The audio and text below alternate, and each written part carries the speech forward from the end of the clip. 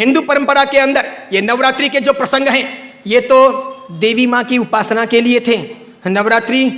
पवित्रतम रात्रियां कही जाती है, पवित्रतम दिन कहे जाते हैं। यह आसो जो चैत्र महीने में आती है, यह साधना के लिए, मंत्र साधनाओं के लिए, ब्रह्मचर्य के लिए, सत्व को प्राप्त करने के लिए, इष्ट की सिद्धि के लिए, अंतरतम की शक्तियों को जगाने के लिए, कुछ अच्छा हासिल करने के लिए होती हैं। समझदार हिंदू और समझदार जैन श्रावक श्राविका और समझदार हिंदू और समझदार जैन साधु संत इन दिनों में साधना में बैठते हैं,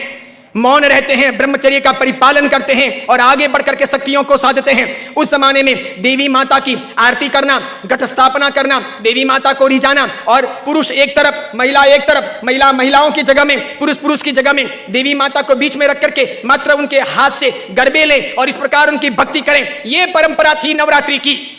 उसके बाद में मात्र गुजराती स्टाइल में डांडिया आए थे, तो बहनें बहनों में खेलती, बीच में देवी माँ की स्थापना की जाती, पुरुष में खेलते और इस प्रकार नौरते रखते, नवरात्रि पालते, खान पान का ध्यान रखते। उन दिनों में कोई शराब नहीं पीता, गुटखे नहीं खाता, चाय तक नहीं पीता, व्यसन नहीं करता, अलग अलग शयन करते, पति पत्नी अलग अलग रहते, ब्रह्मचर्य की साधना करते, संपर्क नहीं करते, शुद्धता प्राप्त करते और इतने सारे भोग विलास की जिंदगी के बीच में, इतने सारे विषय वासनाओं के बीच में कोशिश करते कि कुछ दिन पवित्रता के साथ बिताएं ताकि देवी माताओं के सानिध्य प्राप्त करके हम शक्ति संपन्न बन सके, उनके आशीर्वाद अपनी जिंदगी में फल सकें। गरबे गए, फिर डिस्को आया, नाना प्रकार के धुनें आई, नाना प्रकार के गायक आए,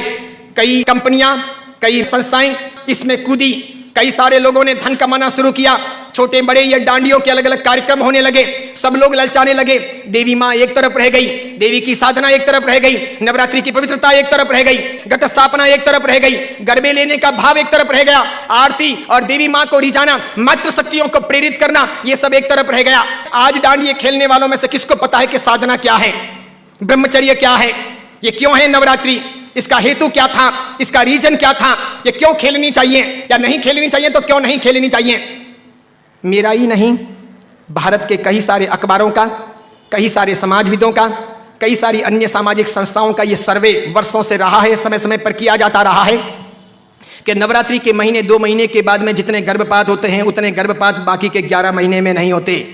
तो ये व्यभिचार नहीं है तो क्या है, ये दुराचार नहीं है तो क्या है, ये जीवन की भ्रष्टता नहीं है तो क्या है। इस बात पर मैं कुछ वर्षों पहले बोला था, अभी किसी ने वो वीडियो वायरल कर दिया और उस वीडियो को लेकर के अखबार ने लिखा। मैंने कहा जो सच है वो सच है कि हम अपनी साधनाओं को बचाएं, बेच ना दें। हिंदू धर्म की परंपरा हो कि जैन धर्म की परंपरा हो, कोई भी उत्सव महोत्सव हो, मैंने समय समय पर यह भी कहा था गणपति अगर हिंदू धर्म के देवता हैं और गणपति के महोत्सव अगर मनाए जाते हैं या उनका आराधन अगर किया जाता है तो उसमें कहीं जुआ नहीं खेलना चाहिए, शराब नहीं पीनी चाहिए, गणपति के नाम पर तमाशे नहीं करने चाहिए, लड़कियों के साथ में नाच गान नहीं होने चाहिए, गणपति लड़कियों को छेड़ने के लिए महोत्सव के तौर पर नहीं आ रहे, लड़कियां अपनी जगह पर हों, पुरुष अपनी जगह पर हों, वहां शराब नहीं पी जानी चाहिए, उनके पैसों का प्रपंच नहीं होना चाहिए, गणपति को सेलेबल नहीं बनाया जाना चाहिए। हिंदू धर्म अगर इन चीजों को नहीं संभालता है तो धीरे धीरे भारतीय संस्कृति का विनाश होगा।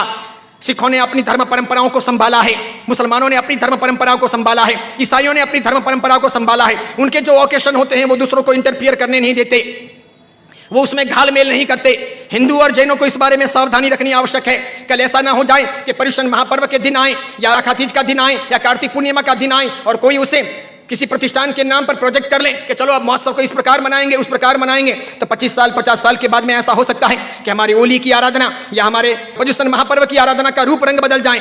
जैसे मैंने नहीं कहा था कि मात्र संगीतकारों को बुला करके हम 9 दिन की भक्ति रख लें, सुबह भी भक्ति रात को भी भक्ति, ठीक है, और इस प्रकार पर्युषण आगे बढ़ जाए और अच्छी खासी संख्या के अंदर वे आधुनिक संगीतकार आधुनिक धुनों पर बहुत गाएं और नौजवान लड़के लड़कियों को मजा आ जाए, सब वहीं पर जाएं। तो 10 साल 15 साल तक अगर ऐसा चले तो आज एक ने किया, कल दूसरा करेगा, परसों तीसरा करेगा, अब चौथा करेगा, धीरे धीरे साधुओं के व्याख्यान में कोई नहीं जाएगा, पर्युषण महापर्व के प्रवचन एक तरफ रह जाएंगे, कल्पसूत्र जी हवा खाते रह जाएंगे और पर्युषण का रूप बदल जाएगा। ये नहीं हो सकता, ये नहीं किया जाना चाहिए।